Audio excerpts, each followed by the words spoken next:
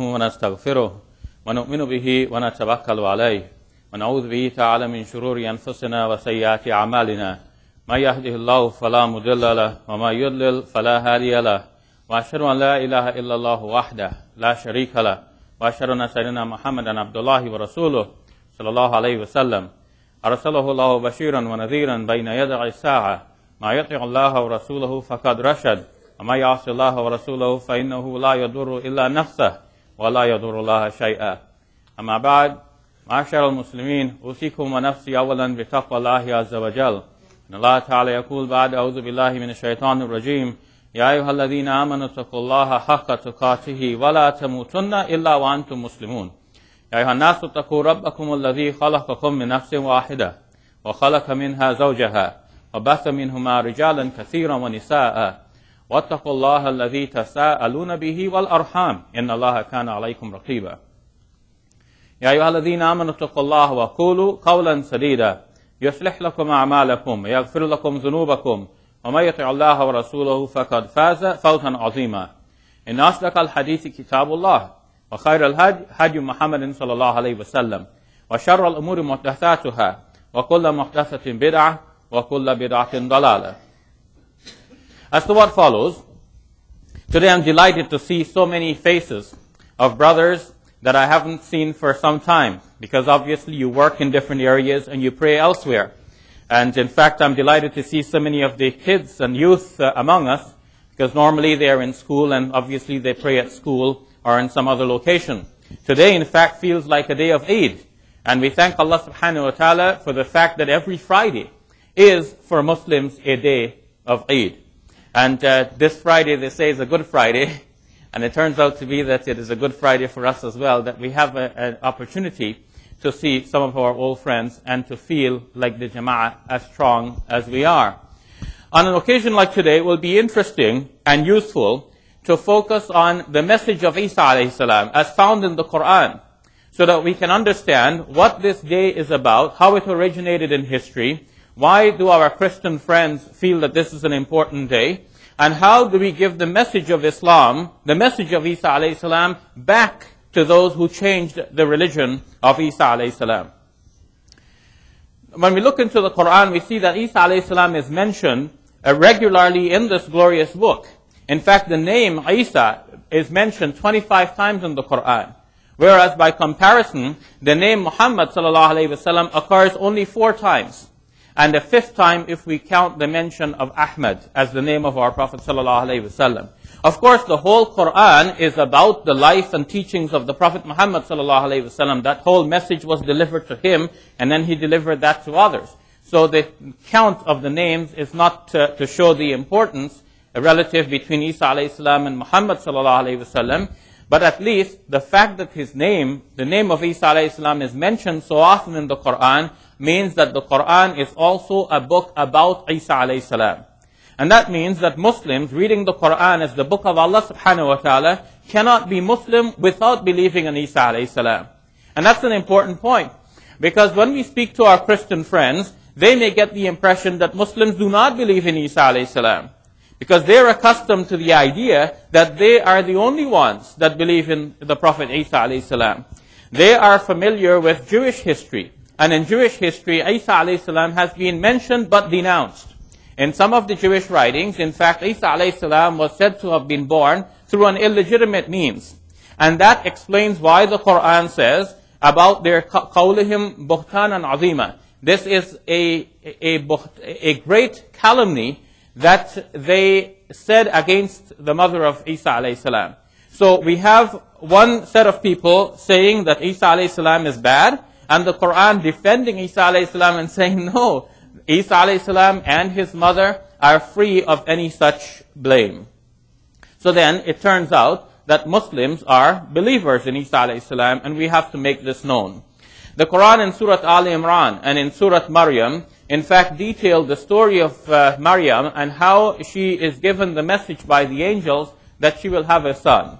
And that she is declared to be a pure woman, glorified and chosen by Allah subhanahu wa ta'ala. When the angel said to her, Ya Maryam, inna Allah astafaki wa tahharaki wastafaki ala nisa'il alameen. O Maryam, God has chosen you and purified you and chosen you above all the women of the world. So Maryam is given special mention in the Quranic text. And then she's given the news and she responds, how can I have a child when no mortal has touched me? And in the Quran, the angels are made to reply to her that this is easy for Allah, where Allah says, Huwa alayya hayyin, that is easy for me. And إِذَا قَضَى أَمْرًا فَإِنَّمَا يَقُولُ لَهُ كُنْ فَيَكُونُ. When Allah declares a thing, He only says to it be, and it becomes. So Isa alayhi salam was created by the special power of Allah subhanahu wa ta'ala. That does not prove automatically that Isa alayhi salam is great, but it proves automatically that Allah is great. Because Allah can create people in a wide variety of ways, and Allah can create Isa alayhi salam in the special manner with His intervention. Some Christians may think erroneously that if Isa alayhi salam is born of a virgin mother, this proves that he is God. In fact, it doesn't prove any such thing. Because if you think logically, suppose God wanted to come down into the world. Just suppose, for the matter of discussion. He can drop down in the sky. He can make a nice, safe landing. He doesn't have to be born to begin with. If he's going to be born in this way that they're saying, then it doesn't make any difference whether he's born from two parents or one.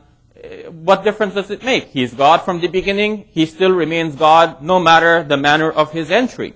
So the manner of his entry, or the fact that a person is born of a virgin, does not prove that this is God entering the world logically. Moreover, from the point of view of Christian theology, if Isa alayhi salam is God, then he is God from all eternity, not from the point of the virgin birth. So that means that the virgin birth, logically and theologically, doesn't prove that Isa alayhi salam is God in any way, and yet people advance that as a proof. From the Quran, we have the answer to that. Inna mathala Isa inda Allahi kamathali Adam. The example of Isa with Allah is like the example of Adam. Khalaqahu min turabin thumma qala lahu kun fayakun. God created Adam from clay, and then said to him, be, and he was. So Allah subhanahu wa ta'ala created Adam from clay, and then commanded him, and he became. He was a human being. So what's the difference, and how impossible would it be for Allah subhanahu wa ta'ala to create another human being by some other means? This is entirely possible. And when Allah subhanahu wa ta'ala creates Isa alayhi salam, this means that he is not, that Isa alayhi salam is not God himself, but he is a creature of God. It is interesting that Allah subhanahu wa ta'ala used this mathal between Isa and Adam. Because in the Gospel according to Luke, the genealogy of Isa alayhi salam is traced. It is said that he was the son of Joseph, and then Joseph was the son of Heli, and then the ancestry is traced all the way back through Dawud alayhi salam, then through Ibrahim alayhi salam, and then finally to Adam. And then it concludes by saying, interestingly, and Adam was the son of God. Now consider the mathal.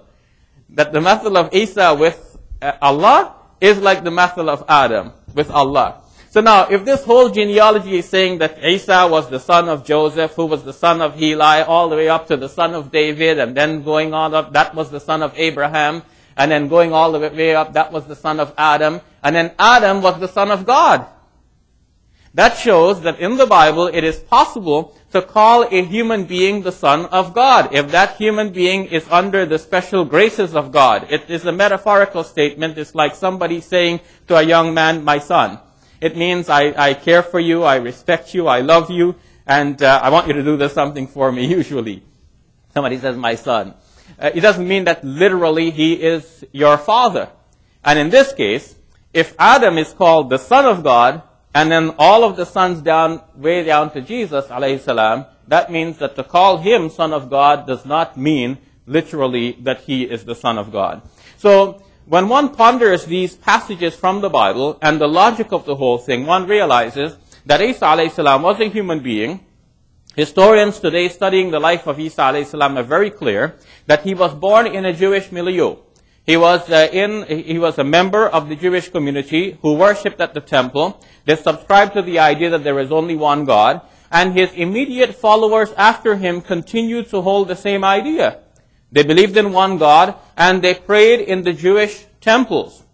The book Acts of the Apostles in the New Testament of the Christian Bible bears witness that the original followers and disciples of Isa alayhi salam continued to worship at the synagogues, at the Jewish temples, after Isa alayhi salam had been taken away. They went, for example, on one occasion it says they went for the afternoon prayer. So they had prayers like in the morning and in the afternoon and late at night. And that means that they did not change from the religion of Tawheed, of monotheism. How did it become so then that Isa alayhi salam came to be considered to be divine and to be God? It seems that through a series of steps, this evolution took place. At first, when the original Christians said that Isa alayhi salam was the Son of God, they only meant it in that metaphorical sense. That he is under the special graces of God, like Mustafa. He is chosen by God. But when this message was broached to the Greco-Roman world, people took that to mean literally that he is the Son of God. Because in the Greco-Roman world, people were accustomed to many mythologies in which gods became human beings, sometimes half man, half animal. Gods mated with female gods and produced godlings. The emperor, Caesar Augustus, was hailed as the Son of God in a literal way. And so people, understanding already that there are so many human gods, to think of Isa alayhi salam as the Son of God in a literal sense, for them was the most natural thing. That's when the message of Isa alayhi salam was taken from within the Jewish milieu and broadcast outside to the Greco-Roman world. And then it so turns out that Christianity became Roman Christianity, or Roman Catholicism. Today, just simply Catholicism, because the designation Roman does not really make much difference. And Catholicism is contrasted with Protestantism, which actually was a reaction to some Catholic teachings in the Middle Ages. But at one time, most Christians were Roman Catholics. They subscribed to the ideas that were developed in the Roman Empire, as opposed to the Jewish milieu in which Jesus alayhi salam lived and walked and prayed and worshipped the one God. What happened then eventually is that as writers wrote about Isa alayhi salam and as preachers went about carrying his message, they preached eventually literally that Isa alayhi salam was the Son of God. One of the first persons we notice to do this in a systematic way is a person that comes to be known in Christianity as the Apostle Paul or Saint Paul. In fact, most of the books of the Christian New Testament, that portion which describes the life and teachings of Isa alayhi salam, were written either by Paul or his personal physician or his students or persons who are nevertheless influenced by some of his teachings. In fact, there are 4 Gospels in the New Testament of Christianity, of the Christian Bible, and all of these 4 Gospels were written sometime after the writings of Paul, after Paul had preached and died. That is when the 4 Gospels came to be written. And naturally, the people who selected the 4 Gospels are people who also believed in the writings of Paul. Because there are 13 letters of Paul, or 13 letters that bear the name of Paul, that are included within the New Testament, which is made up of only 27 books. So 13 out of 27 is almost half the number, which say this is written by Paul. So since the people who collected these writings are people who believed in Paul, naturally when they went around to select Gospels, they selected those Gospels which in some way might be harmonized with or are influenced by the teachings of Paul himself. And so Christianity, before it became Roman Christianity, became Pauline Christianity, or Paulianity, if we are to coin a new word. Many historians of religion now describe Paul as the founder of Christianity. Some would not go that far and they would say that he was the second founder of Christianity after Isa alayhi salam. But it is very clear that many of the main concepts of Christianity actually are owed to Paul. The idea that Isa alayhi salam is literally the Son of God, we will now mention that this was initially preached by Paul. And the idea that Isa alayhi salam died for the sins of the world, this is also very prominent in the writings of Paul for the first time in the systematic manner in which he lays out the case. First, about the idea that Isa alayhi salam is literally the Son of God. I mentioned previously Acts of the Apostles. This is one document within the Christian New Testament which details the life and teachings of the disciples of Isa alayhi salam, the Hawariyun, after Isa alayhi salam had left the scene.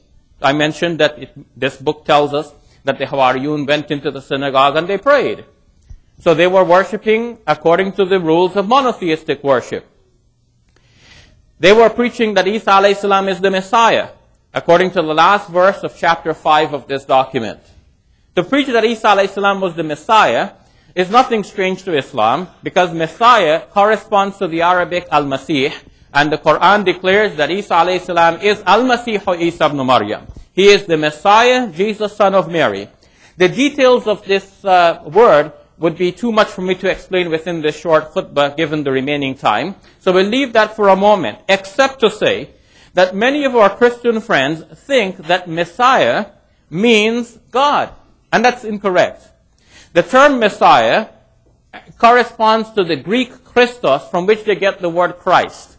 And they think if we say Jesus is Christ, that means he's God. But that doesn't mean that. The word Christ originates from an idea in Jewish circles that when you placed a person into any position of high office, you anointed his head with oil. So when a Jewish king assumed the throne, he wasn't coronated with a richly jeweled crown. His head was anointed with oil. And that was a public demonstration that this person has now assumed office. So he was referred to as the Anointed One. In Hebrew, Hamashiach, meaning the Messiah. And from that, we get the Greek equivalent Christos, from which we get English Christ. So Christ equals Messiah, equals Al-Masih. It doesn't mean God. It means a person who has been designated for a position of office. In a religious sense, as opposed to a political sense, it means a person who is officiating in a position designated for him by God. That's all. So, Isa alayhi salam, as a prophet of Allah subhanahu wa ta'ala, as a Mustafa, as a chosen one, he can be called Hamashiach in Hebrew, the Messiah, to anglicize that word, or he can be called the Christ, which comes from Christos in Greek. It means the same thing. It means the anointed one. In the Bible, you have other persons who are anointed as well. A Persian king, Cyrus, is called in the book of Isaiah, in chapter 45, verse 1, the Messiah of God, or the Christ of God. But the English translators do not make this evident to their readers. So the readers of the English translations of the Bible get the impression that there is only one Christ, thinking that that one Christ is God. They don't realize that there are others also in the Bible who are referred to as the Christ, which means that's a human designation. So then, the original disciples of Isa alayhi salam, according to that document, Acts of the Apostles, were preaching what? That Isa alayhi salam was the Messiah, the Christ, Al-Masih. A preaching that Muslims have no difficulty with and should not have any difficulty with, because our own Quran, the book of Allah subhanahu wa ta'ala, declares that Isa alayhi salam is Al-Masih Isa ibn Maryam, the Messiah, Jesus, son of Mary. Again, Muslims believe and must believe in Isa alayhi salam. But then, that was in Acts chapter 5. 4 chapters later, we have the preaching of Paul beginning, and it says very plainly in chapter 9, verse number 20, that after the conversion of Paul, after he embraced Christianity, he went into the synagogue and straight away began to proclaim that Jesus Christ is the Son of God. Now you see what has happened here? The original declaration was that Jesus is the Christ. Jesus equals Christ. But note what Paul has done. Paul has taken the Christ and put it over on this side of the equation. Jesus Christ equals the Son of God. He has changed the equation. He has moved the term Christ to make it as part of the name, and now he's declaring Jesus Christ is something else. So, the original preaching was, Jesus is the Christ. Now the preaching of Paul is, Jesus Christ is the Son of God. Now you can understand why the Quran says, يُحَرِّفُونَ الْكَلِمَ عَنْ مَوَاضِعِهِ. They change the words from their right places. You see how this has happened, and this is demonstrable from the Bible itself. It is very clear then that the teachings of Isa alayhi salam after him went through this process of evolution where initially he was being proclaimed to be the Son of God in a metaphorical sense, which means a good man, a man under God's good graces. Later on, he comes to be preached by Paul as literally and especially and uniquely the Son of God. But then people start to wonder, if he is the Son of God, what then are we to say about his mother? Then his mother must be somehow mother of God. Because if he's the Son of God, then he's God himself. Because God has a son, we have sons. If I'm a human being, my son is a human being. If God has a son, then the son is also God or a God. It's not very clear, but leave that aside. If he is somehow God, what about his mother? And then they coined the term in Greek Theotokos, which means mother of God. But the speculation did not end there, and not everyone accepted that term to designate Mary in this way. Some said that she is mother only of the human Jesus. So she's not mother of God, she's just mother of the human Jesus, and Jesus is therefore both man and God at the same time. Which of course is a logical contradiction. Because to be man means that you're not God. And to be God means that you're not man. To be God means you're perfect without any limitations. To be man means you have all of the limitations that we know a man to have. You cannot be both unlimited and limited at the same time. Perfect and imperfect at the same time. This is a contradiction of terms, but of course, when people put things together like this, they adopt one bid'ah or one innovation after another, they put it all together, eventually they have a conglomeration of ideas that do not really fit together with each other, but they accept it and leave it to be criticized in the 20th century. For many centuries, this was left there, hidden, until in the Middle Ages, people started looking again into these questions. But already the message from Allah subhanahu wa ta'ala, from the high heavens, in the Quranic text, already is calling people back to the original teachings of Isa alayhi salam and showing them that this is a message that does not call away from the teachings of Isa alayhi salam, but back to the teachings that were left, that were forgotten, and that came to be changed later after him. So that was the first thing that I noted about the important teachings of Christianity, which is in fact credited to a large extent to the Apostle Paul. I should mention now very quickly before I end this khutbah, another item which actually is very pertinent to this particular day, which they refer to as Good Friday. The Gospels declare and explain that Isa alayhi salam was arrested by the Roman authorities. He was crucified, which was at the time a penalty that was reserved for criminals such as political criminals. He was crucified under the charge that he was somehow proclaiming himself to be the king. Remember we said that the anointed one in Jewish history used to be the king who, when he comes on the throne, they anointed his head with oil. The proclamation that Isa alayhi salam was the Messiah led some to say that he was to be the king that would throw off Roman rule.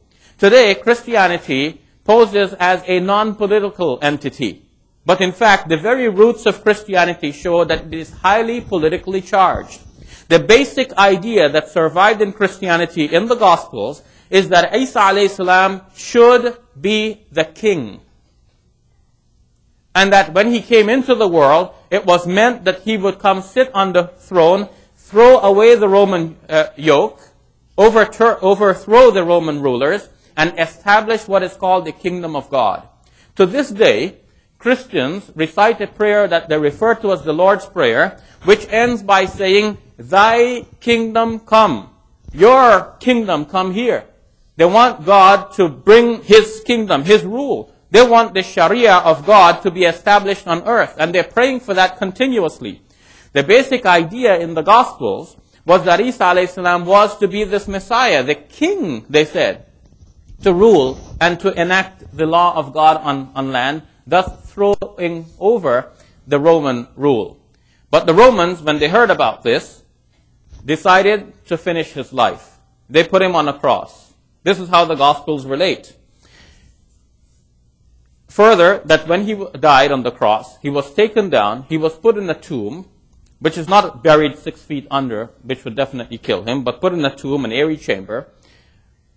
And a few days later, he appeared to his disciples alive. Some of his early followers went to the tomb, they found the tomb was empty. And in the meantime, Jesus began to appear to some of his disciples in a variety of circumstances alive. What does the Quran say about this? The Quran does not go into great detail. But in Surah An-Nisa, in ayah number 157, Allah subhanahu wa ta'ala says, وَمَا قَتَلُوهُ وَمَا صَلَبُوهُ وَلَكِنْ شُبِّهَ لَهُمْ. They killed him not, nor did they crucify him, but so it was made to appear to them.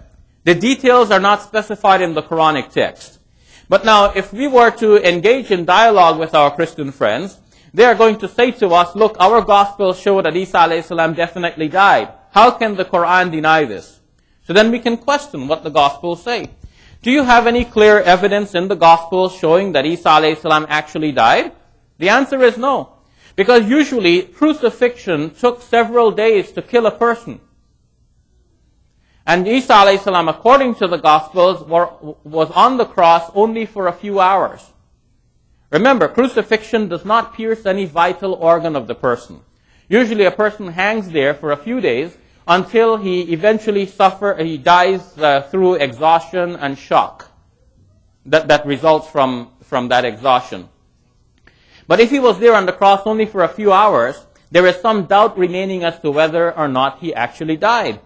So one of the Gospels, the Gospel according to Mark, which is believed today by scholars to be the first of the 4 Gospels to be written, actually says that when news came to the Roman governor Pilate that Jesus had died, because they're now trying to claim his body to give him a burial, Pilate doubted that Isa alayhi salam was already dead. But then he asked the centurion, and the centurion confirmed. And that's when he released the body. But how did the centurion confirm? Did anyone feel the pulse of Jesus? Did anyone listen to his heartbeat? Because he's there on the cross, and the centurion is down on the ground.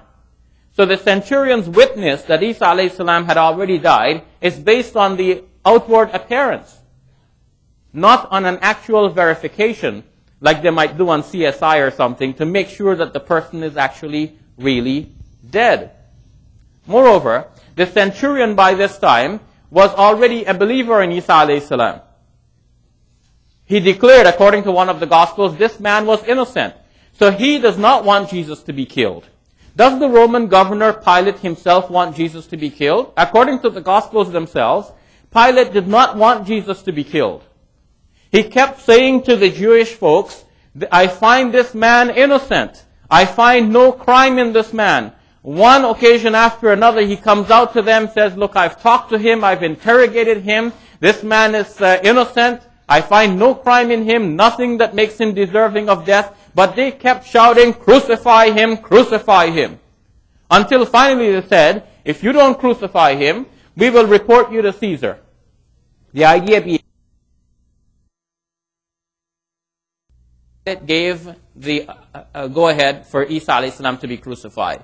Since this is the description of the Gospels, I ask you, if Pilate himself, knowing that Isa alayhi salam is innocent and does not deserve to die, and being forced in this way to give the word to let him be killed, if he has a way to save Isa alayhi salam, such that at the same time he would cover his own tracks and not get into trouble with Caesar, would he not do it? So it is very possible, given the Gospel records, that Pilate himself turned the other way while Isa alayhi salam was being taken down from the cross alive. And in that case, there is no proof in the Gospels or anywhere that Isa alayhi salam actually died at the time when the Gospels say that he died. And in that case, the Muslim Quran stands true to its word, and it remains a document that should be used as a basis for giving da'wah to others about Isa alayhi salam. So they say that he was crucified on the Friday. They refer to it as the Good Friday. But then, what would be so good about the fact that Isa alayhi salam died on this day, if indeed he died? They say because he died for the sins of the world. And this is the message that Paul had actually documented and explained in his writings. That has become then a foundational idea in Christianity that Isa alayhi salam died for the sins of everyone. And that in accepting Isa alayhi salam, you get your sins washed away. So then we should question this idea, and we should ask, what is it about the death of Isa alayhi salam that causes the sins to be automatically wiped out? Isn't it the forgiveness of Allah subhanahu wa ta'ala that you finally require? And isn't it that the same thing that our Christian friends hope for, that God will finally forgive them? Is the blood of Isa alayhi salam like a chemical detergent that washes away sin the way the detergents wash away stain? Or is it the forgiveness of God that you finally require, that God says to you, look, I forgive you, you are now free? Moreover, if Isa alayhi salam actually died for the sins of humankind the way that Paul describes, doesn't it mean that human beings should automatically go free? Because if God was supposed to penalize one of us for the fact that we sinned, and we do sin and we ask Him for forgiveness, then instead of penalizing us, He already penalized Isa alayhi salam. So in that case, He cannot turn around and penalize us the second time, because that would be a double application of the penalty, and no fair system in the world does that. In fact, to begin with, no fair system in the world takes an innocent person and crucifies him in order that the guilty person should go free. So we should question the logic of that idea, and we should insist that that idea does not go back to Isa alayhi salam, but it is actually very prominent in the writings of Paul. And we can see then that the ideas about Isa alayhi salam evolved after him. His religion was changed from Christianity to Paulianity, and then eventually to Roman Catholicism, to a Roman form of Christianity, away from its Jewish original monotheistic roots. And the Quran, in fact, came to bring us back to that original teaching of Isa alayhi salam, and that is what Muslims believe in to this day, and this is the message that we are willing to share with our Christian friends and with all others. Wa akhiru da'wana alhamdulillahi rabbil alameen.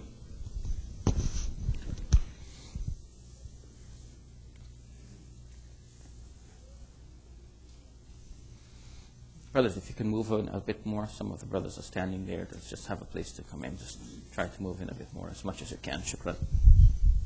Alhamdulillah, nahmaduhu wa nasta'inuhu wa nastaghfiruh wa nu'minu bihi wa natawakkalu alayhi wa na'udhu bihi ta'ala min shururi anfusina wa sayyiati a'malina may yahdihillahu fala mudilla lahu wa may yudlil fala hadiya lahu wa ashhadu an la ilaha illallah wahdahu la sharika lahu wa ashhadu anna sayyidina Muhammadan abdullahi wa rasuluhu sallallahu alayhi wa sallam. أعوذ بالله من الشيطان الرجيم إن الله وملائكته يصلون على النبي يا أيها الذين آمنوا صلوا عليه وسلموا تسليما اللهم صل على محمد وعلى آل محمد كما صليت على إبراهيم وعلى آل إبراهيم إنك حميد مجيد اللهم بارك على محمد وعلى آل محمد كما باركت على إبراهيم وعلى آل إبراهيم إنك حميد مجيد وصلى الله تعالى على جميع الأنبياء والمرسلين والملائكة المقربين والخلفاء الراشدين أبي بكر وعمر وعثمان وعلي ومن تبعهم بإحسان إلى يوم الدين. Very quickly, brothers and sisters, before I leave this minbar, I want to share with you the fact that the da'wah is being done, and you are a part of that da'wah as well. The Quran tells us in Surah Al-Imran, قُلْ يَا أَهْلَ الْكِتَابِ Say, O people of the book, تَعَالَوْا إِلَى كَلِمَةٍ سَوَاءٍ بَيْنَنَا وَبَيْنَكُمْ Come to a word that is common between us and you. Allah na'budu illallah, that we worship none but Allah. وَلَا نُشْرِكَ بِهِ شَيْئًا And we do not ascribe any partners to Him. وَلَا يَتَّخِذُ بَعْضُنَا بَعْضًا أَرْبَابًا مِّن دُونِ اللَّهِ And yet let not any one of us take anyone for a Lord except Allah. This is the message that we are supposed to deliver, according to the Quran, to our Jewish and Christian friends. And in fact, to the world. This message is being broadcast, alhamdulillah, on our television program. It is a message that you have to deliver personally, and we, together as a jama'ah, has to be delivered. I don't know if you're delivering personally, but I have to say that as a jama'ah, we are doing some of it. And I want you to continue as a jama'ah to do this. Our television broadcast is aired across Canada every Saturday at 1:30 in the afternoon on Vision TV, and then 8:30 on CTS. CTS, I should remind you, is a Christian channel, Crossroads Television. It grew out of 100 Huntley Street, which is, as you know, a Christian television broadcast. But they are required by the laws of this country to allow for the airing and to give space for other faith messages as well. And so they allow us a spot on there for free. The other slot, which is on Vision TV, we pay for. And it costs us $1,300 for every half an hour that we air. And many Muslims are saying we should have it for more, 1 hour, maybe 2 hours. But how can it be possible unless we have the financial backing and the contributions from you Muslims? I'm delighted that we've been running that half-an-hour program on a paid basis for the last 5 or 6 years, and it has all come out of your pockets. You have been contributing and donating for that. I want to thank you, and I want to appeal to you to continue to do that. I should let you know that we offer free Qurans to our viewers, and we have been getting requests mostly from non-Muslims for these free copies of the English translation of the Quran. They're interested in the Quran, they're interested in our show. Many people say that they're dedicated to the show, they just wait around for the show to come, and they watch it dutifully and religiously. They have been requesting the Qurans. I just learned from Brother Fazl that in the months of January, February, and March, we sent out as much as 300 Qurans. Obviously, it costs money to buy the Qurans, it costs money to mail them, but this program has to continue. We have to deliver the message of Allah subhanahu wa ta'ala. Otherwise, we cannot try and complain that others are misunderstanding Islam, misunderstanding Muslims, discriminating against Muslims in the workplaces and everywhere, and at the airports and so on. We have to deliver that message, which will be such that even if they do not accept it, at least they will see that this is an intellectual message, it makes sense, it is reasonable, and that Muslims have a respectable religion. That can make so much of a difference. And I want to appeal to you that before we stand for the prayer today, just after the khutbah, our volunteers will be coming through the rows to collect whatever donations you can offer on a day like today, which is a Good Friday. It is really, every Friday is a Good Friday, is a day of Eid for the Muslims. It is so delightful that we have seen today so many new faces, well, old faces that we haven't seen for a long time because you work elsewhere, you go to school elsewhere. Allah subhanahu wa ta'ala has brought us back together today in such a happy atmosphere. We've had a chance to learn something about how to deliver that message, the da'wah, personally. And now we see that the message is being delivered at a higher level, at an intellectual level, on mainstream television across the country. When I mentioned to our brothers in England that we're doing this in Canada, they're surprised. How can you have an Islamic message on mainstream television? They have it, but they have it on satellite televisions. And we have it here on mainstream. We should thank Allah subhanahu wa ta'ala for our bounties, but at the same time, mind you, we are responsible. Because if Allah subhanahu wa ta'ala gives us an opportunity and we do not use it, then we will be held responsible. Why did you not deliver the message? If we couldn't, we would say we couldn't. But if you could, we had the opportunity, the slot was there. If we don't pay for it, somebody else will pay for it and take it over and buy it. They will deliver some other message. And then Allah subhanahu wa ta'ala is going to ask us, why did we not use the opportunity to deliver His message that He mandated to us? We ask Allah subhanahu wa ta'ala to forgive our sins and to guide our steps. اللهم اغفر لنا ولإخواننا الذين سبقونا بالإيمان ولا تجعل في قلوبنا غلا للذين آمنوا ربنا إنك رؤوف رحيم اللهم اغفر للمؤمنين والمؤمنات والمسلمين والمسلمات الأحياء منهم والأموات إنك سميع قريب مجيب الدعوات اللهم أيد الإسلام والمسلمين اللهم انصر من نصر دين محمد صلى الله عليه وسلم واجعلنا منهم اللهم اخذل من خذل دين محمد صلى الله عليه وسلم ولا تجعلنا معهم عباد الله رحمكم الله إن الله يأمر بالعدل والإحسان وإيتاء ذي القربى وينهى عن الفحشاء والمنكر والبغي يعظكم لعلكم تذكرون أقم الصلاة.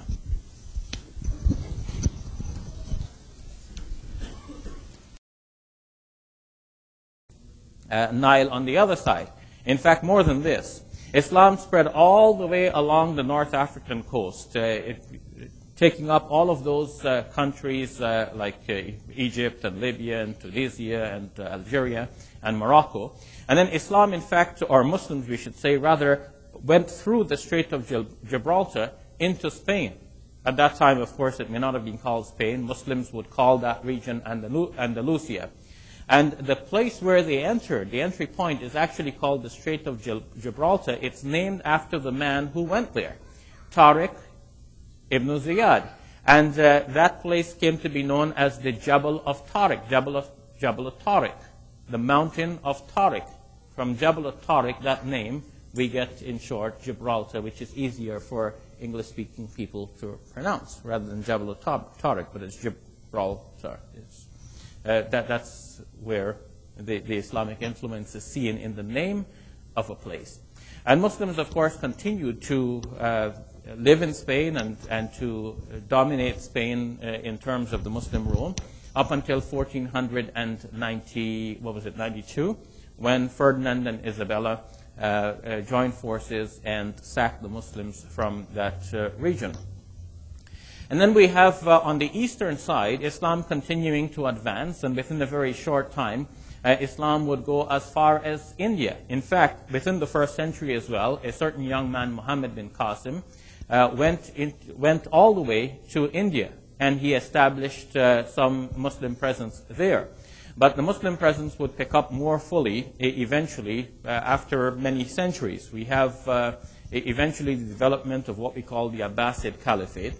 And this lasted from the year 750 until 1258. During that period of time, when the caliphate was based in Baghdad, it is then that we have much of the science and development that we're going to look at right now.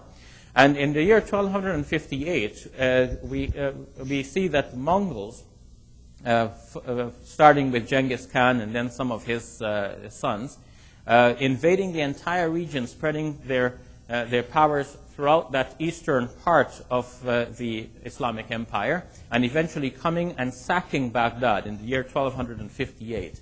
And that marked a certain definite endpoint for much of the development that we're going to look at now. So when people ask in modern times what happened in the Muslim world, this actually was one of the reasons for the eventual decline, and one of the reasons why we do not have the continuing development coming from within the Muslim world, but we will notice it from without. But it so happens that the Mongol invaders, having come and dominated the Muslim world, themselves eventually became Muslims. And I'm not making this up. This is history. So some people think that Muslims went and conquered people and forced them to become Muslim. Actually, what we see in the case of the Mongol invaders is that the opposite here has occurred, because the invaders into Muslim lands actually became Muslim. And the reason for that, Muslims will explain, obviously, is that Islam is a reasonable system of belief and practice. And if anyone comes to understand that system, they will naturally be inclined towards it. They will eventually embrace it and adopt it as their own, because they'll say, why not? This makes sense.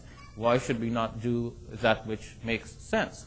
In fact, you cannot help but believe that which makes sense. The moment you understand something and you say, yeah, that makes sense, you already have begun to believe it, even if it will take a while to really assimilate it and to make it your own. So the Mongol invaders eventually became Muslim. And some Muslims in history, of course, were good Muslims and some were bad Muslims. One of the Mongols, eventually Timur Lane, who was known as Timur, the lame person, but his name came to be called like this, Timur Lang or Timur Lane. He eventually went down into India, and eventually you will have the Timurid dynasty forming in India, and there the Muslim presence in India would actually dominate all the way down into the Deccan region. Now, of course, India is split up into Bangladesh, India, and Pakistan. But at that time, it was the sultans of Delhi who ruled the Indian region. And we have developments coming out of that area as well.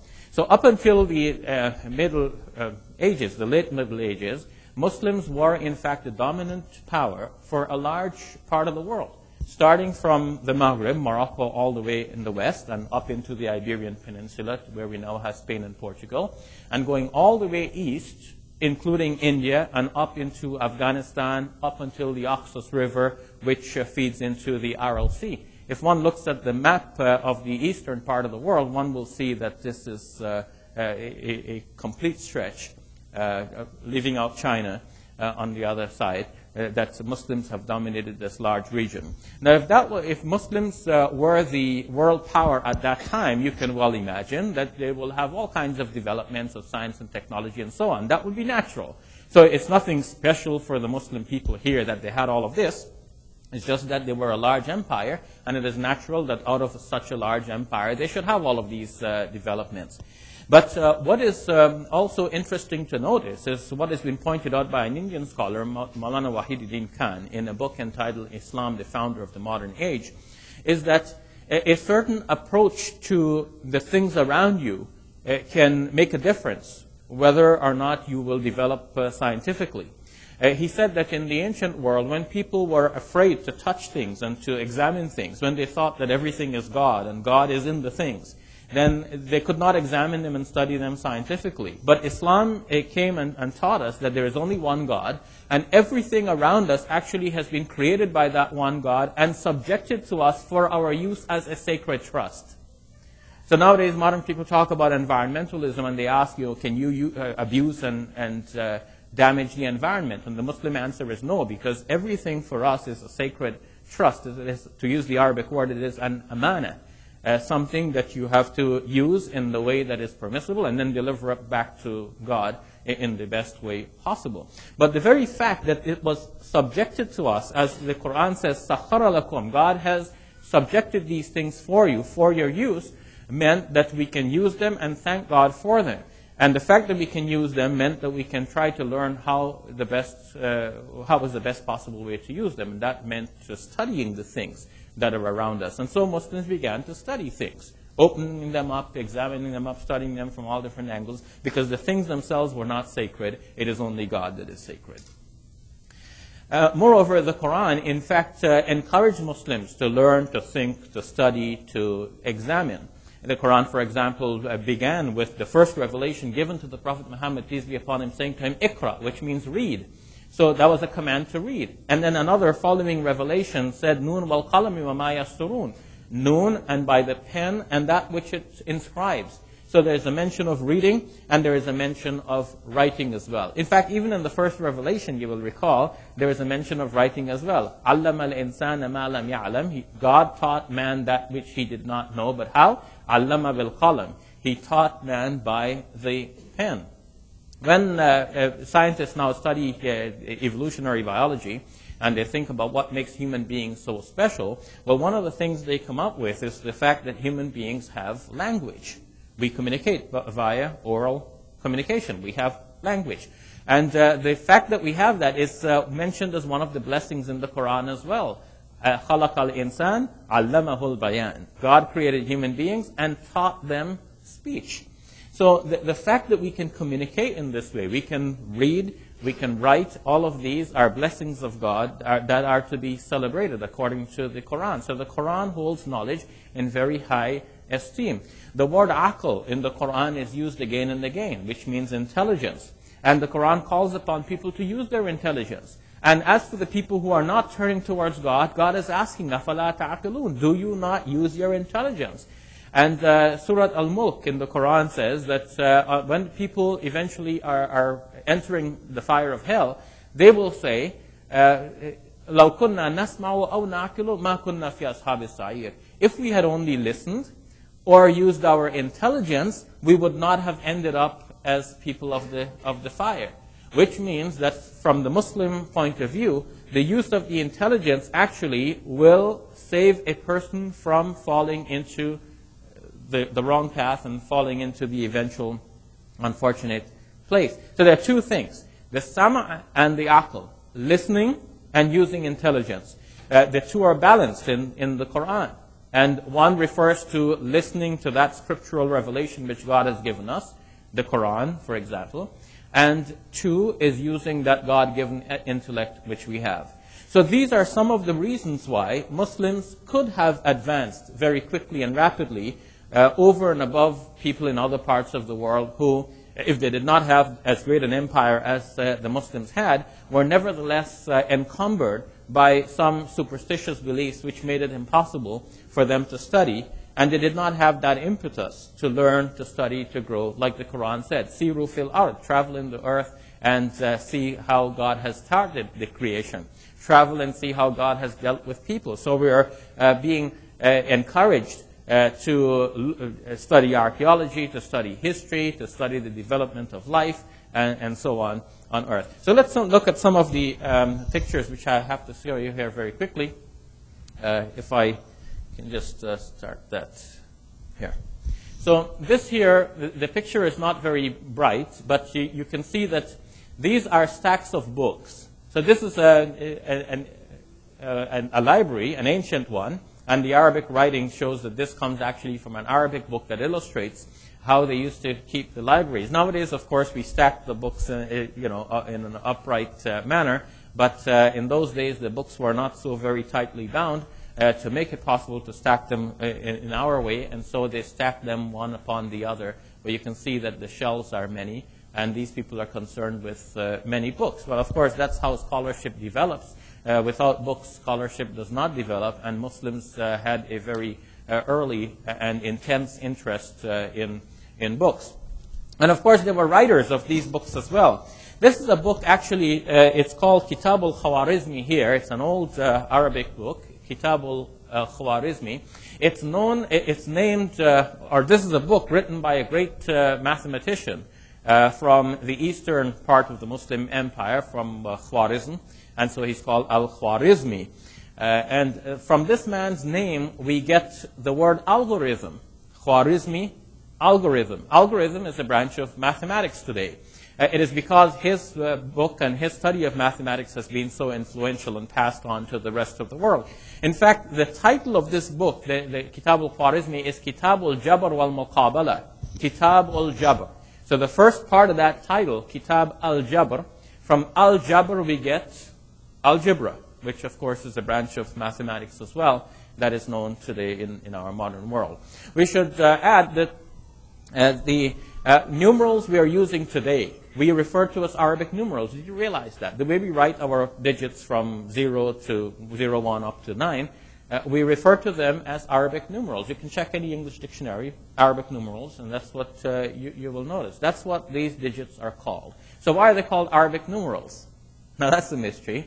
The reason, obviously, is because the study of mathematics was so strong in the Muslim empire, and then eventually passed on through Europe and to the modern world, that the Arabic numerals have left their mark on the study of mathematics in specifically, and just in general use. It has become the Arabic numerals. Those who are familiar with both languages will realize that the way you write a 1 in Arabic is similar to the way you write it in English. The way you write a 9 in Arabic is similar to the way you write it in English. Some of the other digits require a little bit more of juggling to see how that, obviously they've been transformed over time. In Arabic, you write the 0 as a dot, but in English you write it as an open circle. So either you have the center of the circumference, or you have the circumference representing a 0, which Muslims or Arabs call sifr. And from sifr we have the English word cipher. Cipher actually means something that is something like a vacuum, a hollow, something that has nothing in it. And that comes from the Arabic word for 0, sifr. The way we write the 2 and 3 in Arabic, it can be seen that if you just simply rotate that, then that's basically your English 2 and 3. So these are called Arabic numerals. And in fact, these were an important development that was passed on to the modern world, because if you think of the alternatives were more than one. One alternative was to use letters to represent numbers, and that becomes very difficult.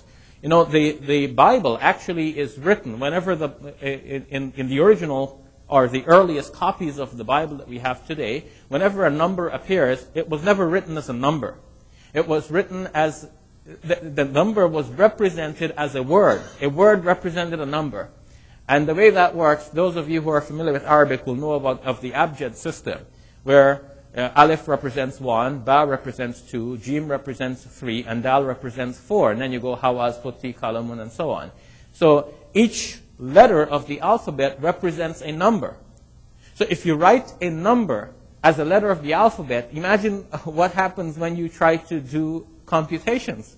You want to do additions and subtractions and multiplications. You're multiplying one word by another. It doesn't click. How are you going to do that? How would you arrive at the results? Another alternative was Roman numerals. And Roman numerals are very difficult to work with. A 1 is a 1, a 2 are 2 strokes, like you have 2 matchsticks, and then 3 are 3 matchsticks, and then 4 is a 1 and a V. And then 5 is just a V, and so on. You go on until 10 is X. But if you want 9, it's 1 and the X.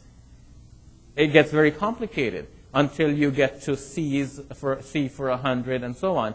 And then if you have to do computations, again, it becomes very complicated, and one cannot see the results. But Indians had already had these digits, and the Muslims like Khwarizmi and others just took over those digits they made use of the zero, and they showed that with the use of the zero, you can represent almost any number in a very simple way. So you go from 0 to 9, and when you want to have 10, you start with the 1 again and just insert the 0 at the end. You want 100, 2 zeros, 1,000, 3 zeros, and you can keep going ad infinitum. The numbers never stop. And then it becomes very easy to add, to subtract, to divide, to multiply, what have you. And so the Muslim mathematicians made their contributions and left their mark on the world. But Muslims were also interested in the heavens, in the stars, the planets, the skies, and so they built observatories. This is an ancient one.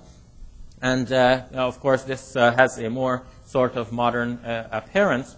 But this here at Maraga is an ancient observatory from which Muslims made many observations of the heavens.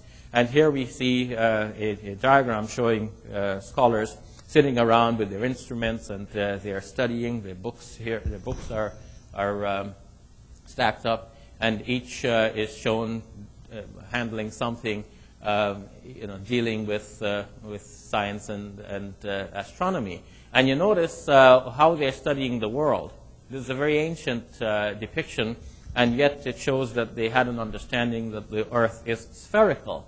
And that understanding may have been related to some aspects of the Quran, although it is known that some of the Greek philosophers also thought that the earth is spherical, because they notice that if a ship is approaching, they see the front of the ship first. But if the ship is going away, then they see that the front simply disappears very quickly. And they thought that if the earth was flat, they should see the entire ship at once. But the reason they're seeing just the ship as it is approaching, just the front part but not the rest of it, is because the earth is actually of that shape. So as the ship comes up, they just see that one part and not the rest of it. That was ancient Greek philosophy. But in the Quran, too, there are indicators that the earth must be spherical. For example, in the Quran, God says, يُكَوِّرُ اللَّيْلَ عَلَى النَّهَارِ God coils the day upon the night. وَيُكَوِّرُ النَّهَارَ عَلَى اللَّيْلِ And He coils the night upon the day. And if one thinks of the coiling, actually that the yukawir in Arabic is the same verb that will be used to describe the action of a person curling, or the amama, or the head garment, these kinds of wrappers that these men are wearing around the head. It will go exactly like that. So if the night and day are being coiled around like this, then you can imagine the head around which the day and the night are being coiled around. It must be of a spherical shape. But related to that also is the word for ball in Arabic is qura. Qura means ball. And there is in Surah 79 a mention, وَالْأَرْضَ بَعْدَ ذَلِكَ دَحَاهَا After that, God did something to the earth. Dahaha. What did it do? Well, the word dahaha actually is related to the word in Arabic for egg, duhya, which means egg in Arabic.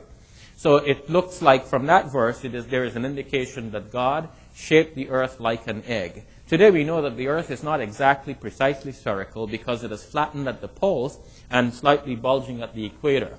So it is actually what scientists would describe as a geoid, or we might say somewhat elongated like an egg shape, to use simple language. And the Quran obviously had to communicate with people in a way that they would be able to understand very easily. So Muslims were making advances in astronomy as well.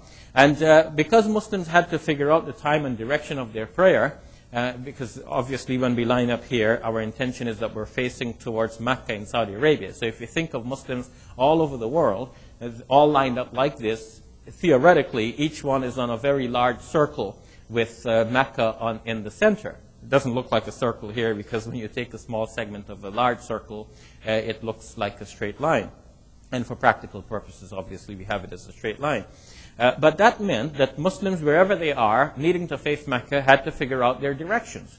Moreover, the times of the Muslim prayer are given traditionally with reference to the passing of various phases in the day. And the simple way that people had to deal with it in those days when there were no watches was to think of sunrise marking one part of the day, sunset marking another part. When the sun reaches its meridian, that's another marker. So with markers like these, Muslims could know the times of their prayer. But some of them are not so closely related to these markers, and one needed to calculate these timings. And so Muslims developed instruments like this, which I don't know how to read, but which obviously help them to determine both the time and the direction of the prayer. They developed what are called astrolabes. These are two different depictions of astrolabes, which looks like an ancient sort of compass. And that helped them to determine again their times and their directions. And if one were out sailing at sea, this became essential, because without some kind of directive like this, one would not be able to find his way back to land. So these were some of the developments that were championed in the Muslim world. This is an ancient map that was produced by a certain scholar named Al-Idrisi. Al-Idrisi produced this as an ancient map, and actually from our perspective it's upside down. But it is very accurate. But of course there's no upside down, because it is a convention that we put north in the north, like we put north above and we put south below. But at that time, the way they did this was to put south up there and to put north below. So which way is up? And so we can see here the Arabian Peninsula. We can see here the Mediterranean Sea. And for the time in which this was actually produced, this is held to be a very accurate map. Al-Idrisi, in fact, was quite skilled at this, and the King Roger of Sicily, we said that the Muslims were sacked out of Spain in 1492, but King Roger of Sicily actually retained Al-Idrisi as a cartographer, and Al-Idrisi painted the map on a plate for the king, and that plate can be seen in many, illustrated in many books now. I have some of my books here which you are welcome to have a look at later on. And you will see that Al-Idrisi's map is actually drawn also on a plate, and that is available as a monument to the greatness of this scholar. Muslims, of course, as we said, have made advances, and they created the apparatuses that will help them to study the stars and the planets. This is another illustration that shows that. In terms of agriculture, of course, when they're dealing with the barren desert, one is always short of water. So there had to be systems and ways in which one would be able to draw water from the depths wherever they're available. First of all, one would have to find them, know where they are, and develop some mechanism to draw the water out. This does not look like much here on the surface, but actually below that there is water available, and Muslims developed systems to penetrate the soil and to withdraw the water. They developed what are referred to in the Arabic as qanat.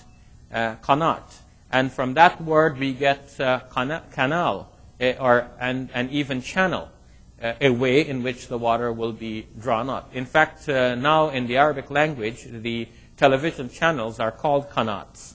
It's a channel, a way in which you derive something. So they actually developed channels by which they can extract the water from the depths wherever they were available.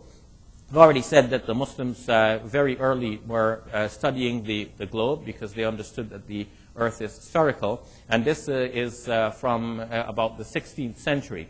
I've also seen one in one of the books that's actually from very early on, probably about the 9th, 10th century, when Muslims were studying this. In fact, some of the great Muslim scholars like Al-Battani, Al-Biruni, and others, and Al-Khwarizmi, whom we mentioned earlier, had already made advances in studying, chalking out the circumference of the earth, measuring it to a very precise measure when compared with what we know now in our modern times. And this here is a picture of a water wheel that would take water up to the higher points in the castle. So the water is there available below. So if you want to get it up there into the castle, well, one way is to go get a bucket and then walk your way through the steps and take it up. But if you have a water wheel that will actually roll around and carry the water, then some of it will be made to pour into the castle and be made available inside at the upper stories. The water wheel, of course, by today's standards is of no use. But at that time, it was quite an advancement. And you can imagine and appreciate the vastness of this construction, the size of it, And the amount of labor and effort and technique and workmanship that must have been put into that, the calculation, the engineering to make all of this possible. First of all, of course, it begins with imagination, because it's not a straight point. It's not like you say, okay, there is the water, let's find a way to shoot it up there. But, it has to require some imagination to say, if you have a water wheel that will capture some water and retain it until it reaches that point and then deposit it there, that requires some kind of planning and engineering design. Moving on, this is a picture of an ingenious device, as they called it, from a book that dealt with such ingenious devices. And it's a curious piece. This actually is an ancient sort of robot. What this does is that this is not a person. It is not a person here. This actually is meant to be a robotic figure, a mechanical figure. He holds a jug, which is fed with water from up above. There is a bird up there which does something, but I remember now what it does. But every aspect of this does something. So this robotic figure holds out this jug, which pours water after the jug is fed with water from up above. So whoever owns this will come and he will do his washing here. He will get the water poured, so he will wash and so on, get ready for prayer or whatever.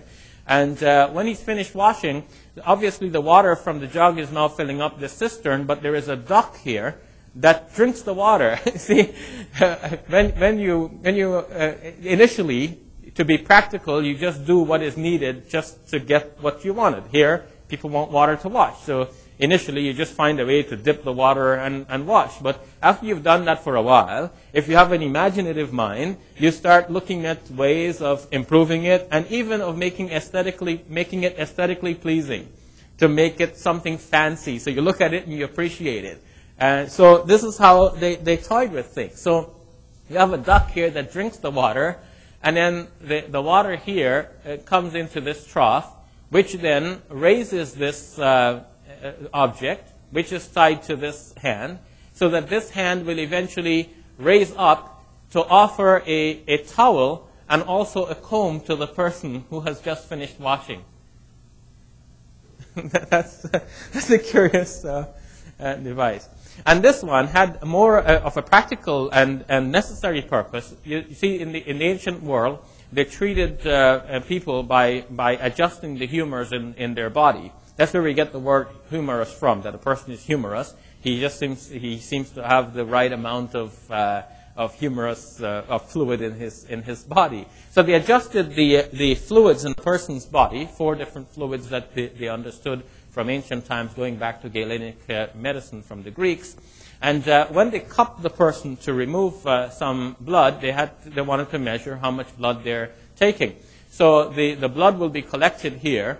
And you can see that there is a complicated system of ropes and pulleys and whatever that will be adjusted as the weight of this cistern varies.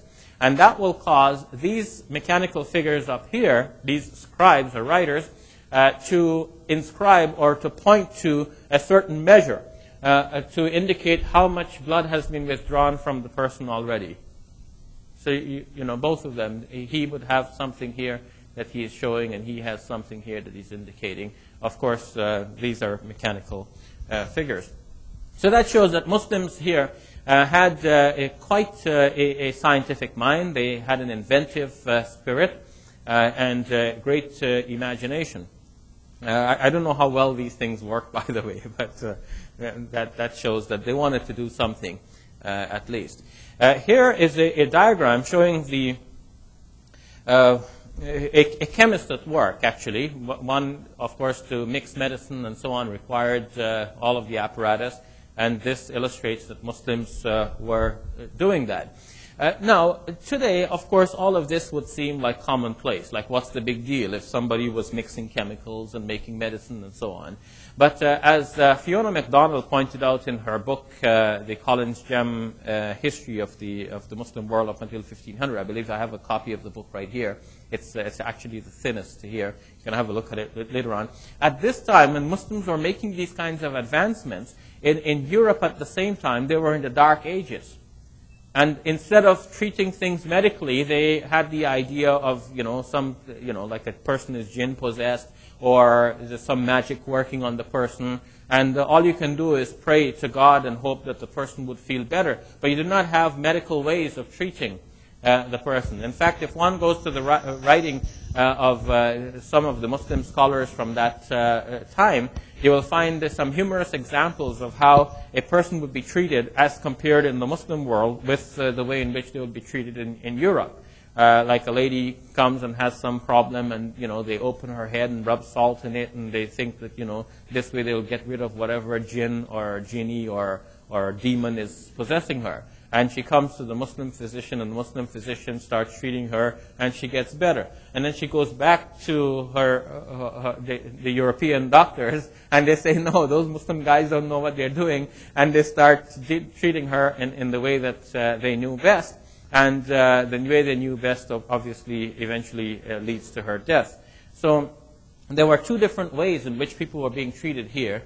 And though these diagrams would depict a very simple level of operation as compared with our modern world, nevertheless, this was quite an advancement for their time. And we should be aware of that. Again, a drawing like that is only shown here to illustrate that there was a very ancient interest in zoology and in studying animals and studying anatomy.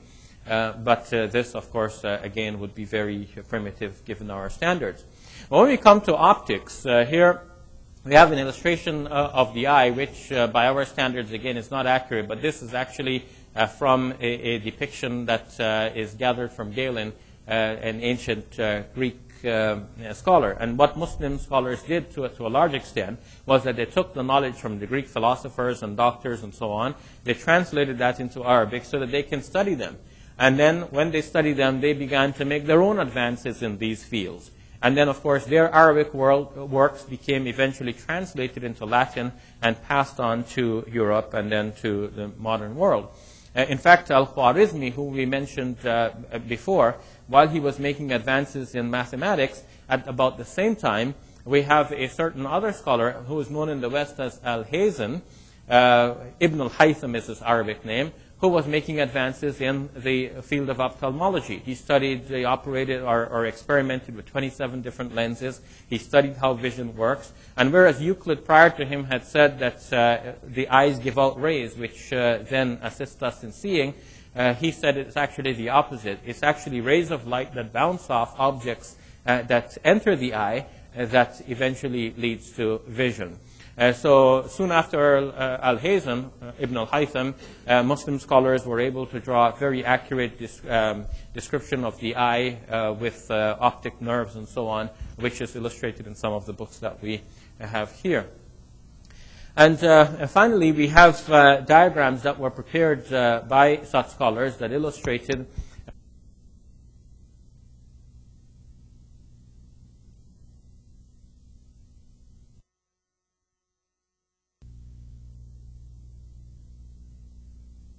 in their day.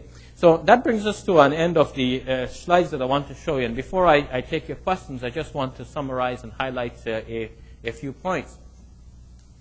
In our modern times, we would sense that the development is all in that part of the world which is outside of the Muslim control.